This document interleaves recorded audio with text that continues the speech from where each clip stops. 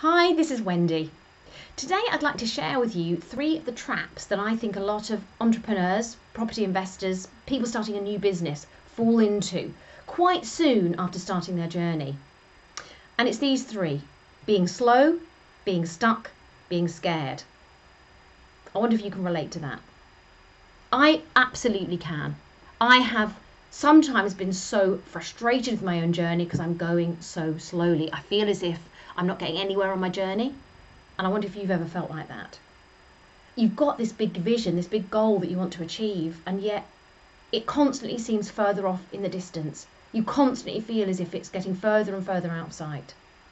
Well, I've got some good news for you, because if you are slow, stuck or scared, 100% of entrepreneurs have felt one of those things but have overcome them.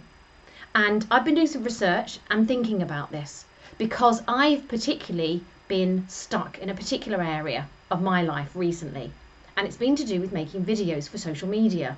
I have just felt so self-conscious, like I've got nothing to say, like I don't know where to start, all sorts of excuses. And so I can really relate to these 3 areas: being slow, being stuck and being scared. And I've been given some thought, some thinking time to why this happens and how, if you're struggling with this, you can overcome it. So the first one is going slowly. If you're going slowly, it's probably because the goal that you have is big, but it's a way off in the distance. And you may not have broken it down into separate individual steps. There's a guy that I've been reading recently called Brendan Burchard, and he says one of the keys to achieving a big goal is to break it down into easily digestible chunks. You know the old phrase, if you're going to eat an elephant, break it down into a number of bite-sized chunks. And it's true if you've got a big goal. So what can you chunk your big goal down into? Let's say it's financial freedom. How many houses do you need bringing in cash flow per month of a certain number of £100 per month to achieve financial freedom? How many HMOs do you need? How many commercial conversions do you need? Have you decided what your strategy is? Maybe that's the thing that's holding you back, so you can't rinse and repeat and escalate and create momentum in your business.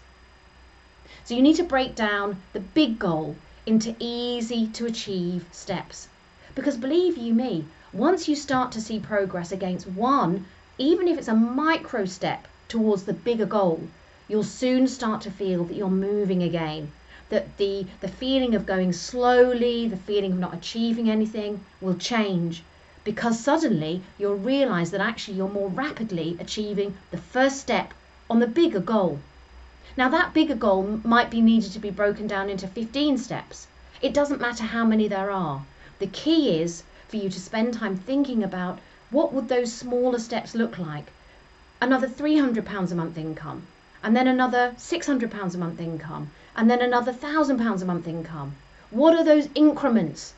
Break that bigger step down into the smaller increments. That way you can track your progress much more easily.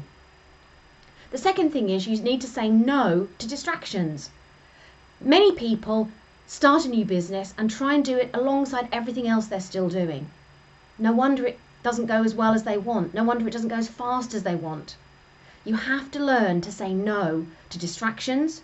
You have to learn to delegate things that you shouldn't be doing, which might mean getting a cleaner or somebody who can help you with some childcare, doing online shopping, systemizing some of your home life so that works, so that you can put time into your business. But you have to learn to say no. If you can't say no to the things you're already doing, you're never going to make time to put your business on steroids and really grow it. And the third thing is you need to make sure that you make time for your business. Carve out the time. So if you have got into a good habit of saying no to other things, make sure that in your diary you're putting in 3 hours, 2 hours, 1 hour for your new business or your property business, to make sure you're actually spending time doing the things that you know you need to be doing to create the momentum and get you there. I believe that being slow is because we haven't declared to ourselves and to the universe what it is we're going to achieve. So declare it now. Tell me, tell the world what is your big goal. Is it financial freedom? Is it to be a billionaire? Is it to help the world in some amazing way? Is it to use your gifts and your skills to serve other people? What is it that you want to achieve? And in fact, some of those are a little bit woolly. I wouldn't even say that those are particularly good goals. Make them with a specific deadline in mind. Say that by 2023 you will be a millionaire. Say that by 2025 you will have 40 properties or 100 properties. Say that by 2030 you will have a multi-million-pound business that's changing the world. These are fantastic targets to aim for, but you need to declare it so that you know, and you know in your heart, what it is that you're being guided to achieve. So that's if you're slow. But what if you're absolutely stuck?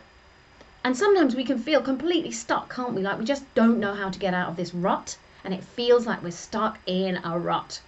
And I've been feeling that a bit recently, particularly about making these videos, actually, as it happens. I just have felt like I've got nothing to offer. I don't know which direction to go in. I don't know how to put them together. And I'm sure that you might be able to relate to this too. So how do you get out of being stuck? Well, I think that being stuck is all about listening, hearing other people and hearing yourself. So how do you do that?